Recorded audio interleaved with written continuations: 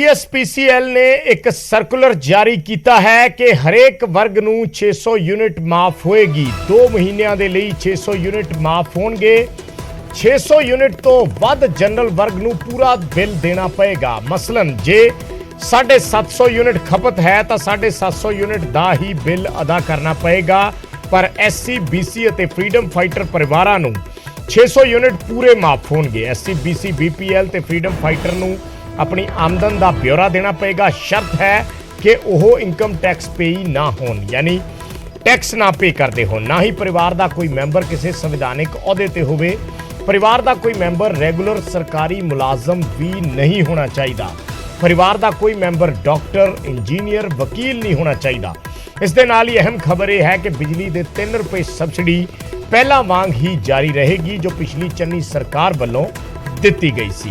सो ये सर्कुलर जारी किया गया है पावरकॉम वालों। सो एक बार फिर दस दिने की शर्तां इस दे विच रखियां गई ने। 600 यूनिट का जिहड़ा सरकार ने ऐलान किया सी कि सारे वर्गां नूं मिलणगे, जनरल वर्ग नूं उस दे विच रखिया तां गया है। पर जे जनरल वर्ग की जिहड़ी बिजली की खपत है वो 600 यूनिट तो वध जाती है, 601 यूनिट भी हो जाती है, तो 601 का ही बिल देना पएगा। पर जिहड़े शेड्यूल कास्ट वर्ग है, बैकवर्ड क्लास है और फ्रीडम फाइटर ने या बिलो पावर्टी लाइन लोग ने, उन्होंने 600 यूनिट पूरे माफ होणगे। यानी जे वो 600 या 600 तो उत्ते 700 यूनिट बालते हैं तो फिर 100 दूसरी का बिल उन्होंने देना होएगा, 600 माफ होएगा। पर उस दे विच कई सारियां शर्तां ने। शर्तां ये ने कि पहला तो अपनी आमदन का ब्यौरा देना होएगा। दूजी शर्त यह है कि वो टैक्स पे ना करते होण। कोई भी परिवार का मैंबर कदे टैक्स ना पे किया होवे, टैक्स के दायरे च ना आउंदे होण। तीजा, उस परिवार का कोई भी मैंबर संविधानिक अहदे ते ना होवे, किसी तरह की सरकारी नौकरी, रेगुलर सरकारी नौकरी ना करता होवे।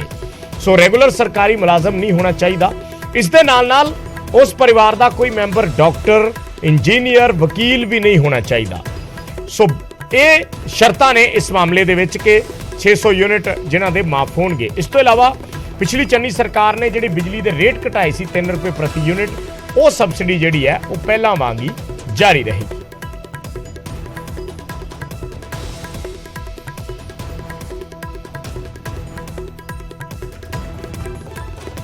सो 3 रुपए यूनिट जिहड़ी चन्नी सरकार ने सस्ती की सी, 7 जिहड़ी मैगावाट 7 किलोवाट जिहड़े है उन्हां दे लई है। उस लोड तक ये जिहड़ी माफ होएगी।